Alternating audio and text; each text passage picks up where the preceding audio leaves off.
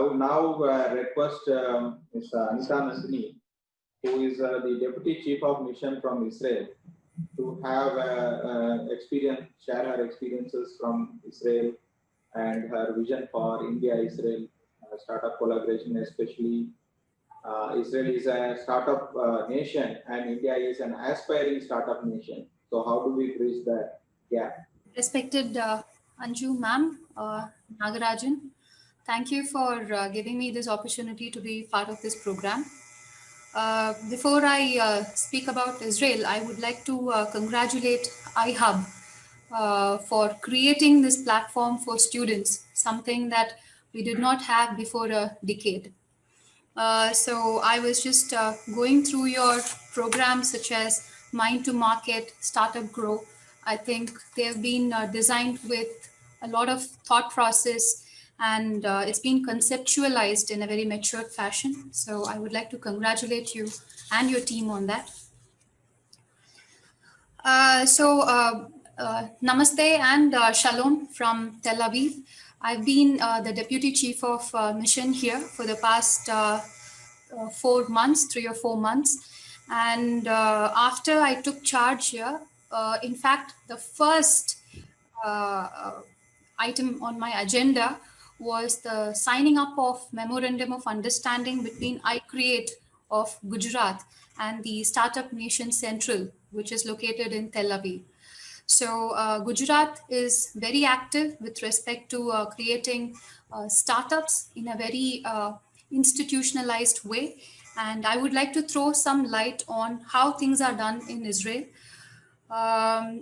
Israel, we should understand, it has a vibrant entrepreneurial culture already, and their technological infrastructure is pretty strong, and they have a very skilled human force. And that leads to the largest number of startups per capita in the whole world. So we are talking about the highest density of startups in the whole world, which is here in Israel. But we should also understand that startup is not an exceptional concept in the minds of Israelis. They have research-oriented way of thinking. For example, Israel is home to around 350 R&D centers of multinational cooperation. Many of them are from Fortune 500. And this, my friends, we are talking about a country which has a population of just 9 million and 22,000 square kilometer, 22,000 kilometers square of area. This is the kind of startup density they have in Israel. Now, although we can look at it in how it is right now, there are certain historical reasons behind such a development of or maturity of startups in Israel. Israel also became a country in 48 around the same time when India also achieved its independence. But the unique thing about Israel is that all men and women, when they reach the age of 18, they have to undergo conscription. They have to enroll themselves in the army, navy, or the air force. Now, what they did was they started catching the students when they were in school pretty young. So when, let's say you are in your 8th grade or in your 9th grade, and if you have a liking for technology, or let's say cyber or particular development of semiconductors, they kind of categorize students who are excelling in these areas, and they put them under a scheme called gifted children. Now, these gifted children, when they go into the army conscription, they were inducted in a separate unit called 8200. Now, as we would have read a lot of things about 8200 as to how they are very good in intelligence warfare, etc. But we should understand that the kids who've been picked up, hand-chosen, hand-picked when they were in 8th and 9th grade are going into their army and serving in this elite force called 8200, which we would have seen in a lot of movies related to, action-oriented or intelligence warfare-oriented. Now, these kids, after the conscription from 8200, when they come out of their compulsory term tenure, they become the entrepreneurs in Israel. That's exactly the reason why, if you see, Israel was the home of technological developments such as firewall, voicemail. The USB which we use was founded in Israel, VoIP, digital printing, and mostly which are associated with defense related technologies. This is a point which has to be highlighted here. And apart from that, what is a strategy which is being followed here is, as I mentioned, catching them young, digital, after the conscription, they go to 80 to 100. But they also have a concept called the iron triangle, which is a very interesting idea that's been floated, which is similar to iHub. Now, what is this iron triangle? This iron triangle, it's a forum between the academia, industry, and the government. Now, this iron triangle was formed almost 20, 30 years back in a highly institutionalized manner. That is, one arm of the government does not work without the consent of academia and industry when it comes to startup.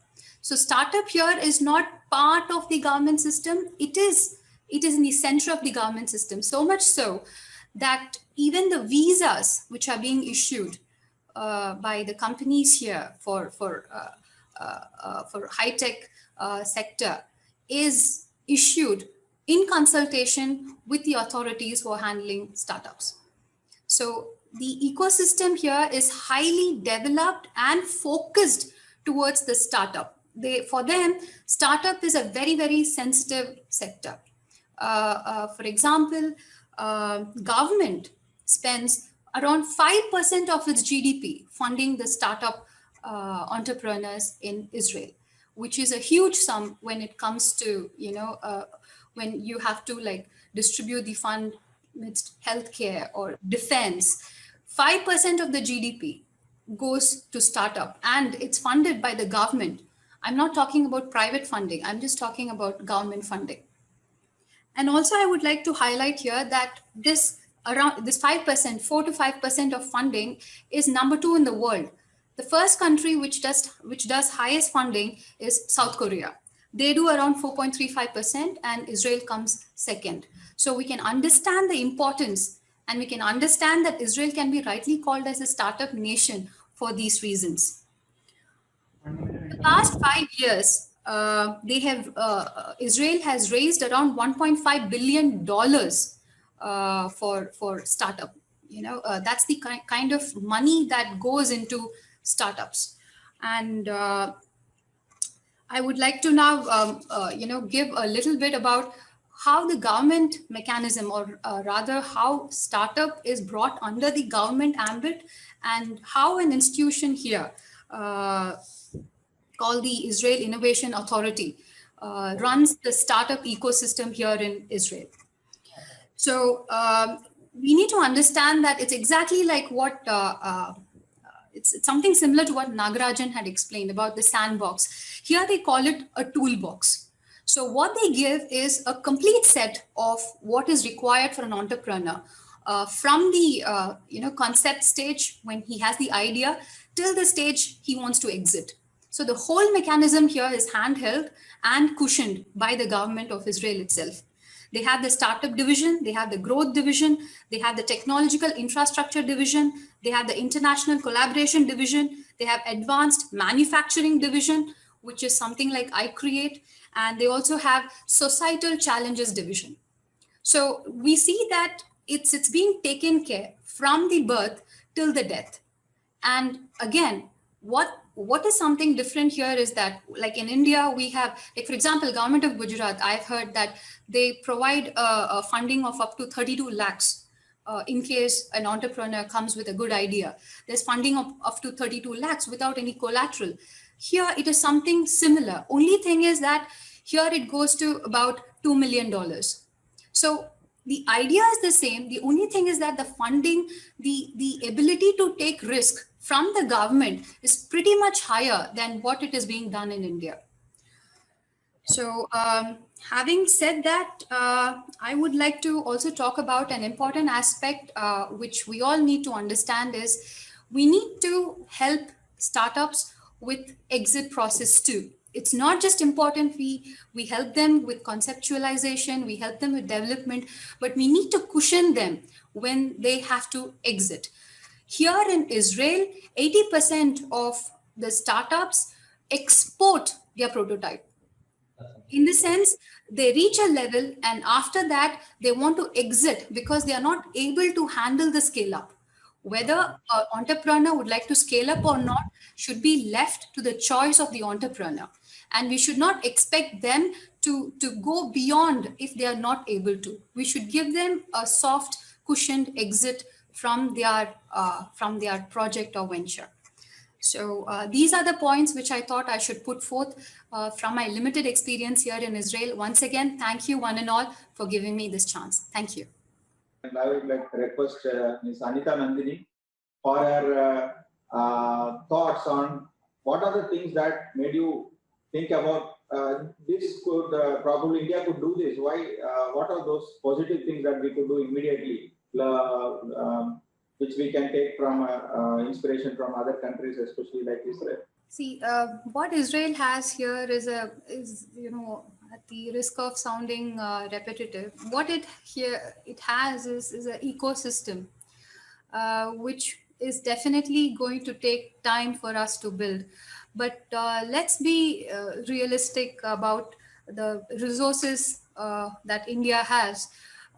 10 years back, if someone came and told me that government of Gujarat would give 30 lakhs for a startup or an idea, we wouldn't believe it, right? But right now it's a reality. Resources are available for India because all of us are serious about the startup.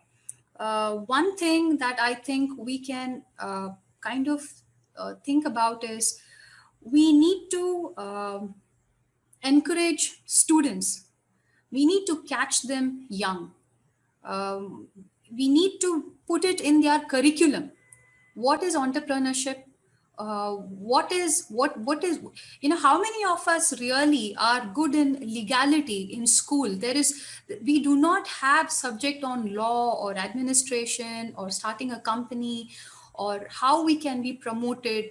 We have concepts, we have science, we have geography, we have history, but we need to have probably a little bit more on being an entrepreneur. I think entrepreneurship is more of a culture rather than a project. So to have a culture, we need to promote this kind of thinking when the kids are in school, probably in 6th or 7th, at least a lesson or a chapter on inspirational stories of failure, whatever it may be. We can start from there. I think that is something which will create a good impact in short course of time.